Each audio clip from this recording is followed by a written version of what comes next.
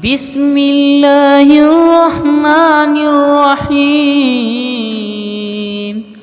هل أتى على الإنسان حين من الدهر لم يكن شيئا مذكورا إنا خلقنا الإنسان من نطفة أمشاج نبتليه وجعلناه سميعا بصيرا إن هديناه السبيل إما شاكرا وإما كفورا إنا أعتدنا للكافرين سلاسلا وأغلالا وسعيرا إن الأبرار يشربون من كأس كان مزاجها كافورا عينا يشرب بها عباد الله يفجرونها تفجيرا يوفون بالنذر ويخافون يوما كان شره مستطيرا ويطعمون الطعام على حبه مسكينا ويتيما واسيرا إنما نطعمكم لوجه الله لا نريد منكم جزاء ولا شكورا إنا نخاف من ربنا يوما عبوسا قمطريرا فوقاهم الله شر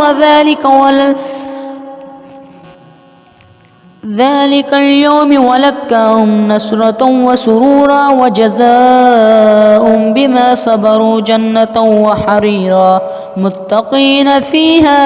على الأرائك لا يرون فيها شمسا ولا زمهريرا ودانية عليهم ظلالها وذللت قطوفها تظليلا ويطاف عليهم بآنية من فضة وأكواب كانت قوارير من فضة قدروها تقديرا ويسقون فيها كأسا كان مزاجها زنجبيلا عينا فيها تسمى سلسبيلا ويطوفون عليهم ولدان مخلدون إذا رأيتهم حسبتهم لؤلؤا منثورا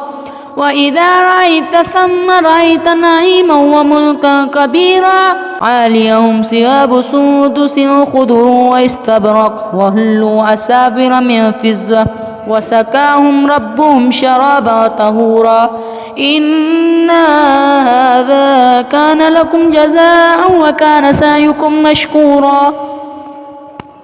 إنا نحن نزلنا عليك القرآن تنزيلا فاصبر لحكم ربك ولا تطع منهم آثما أو كفورا واذكر اسم ربك بكرة وعسيلا ومن الليل فاسجد له وسبح ليلا طويلا إن هؤلاء يحبون الآجلة ويذرون وراءهم يوما ثقيلا نحن خلقناهم وشددنا أسرهم وإذا شئنا بدلنا أمثالهم تبديلا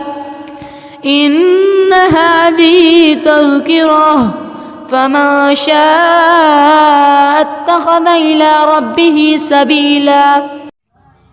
وما تشاءون إلا أن يشاء الله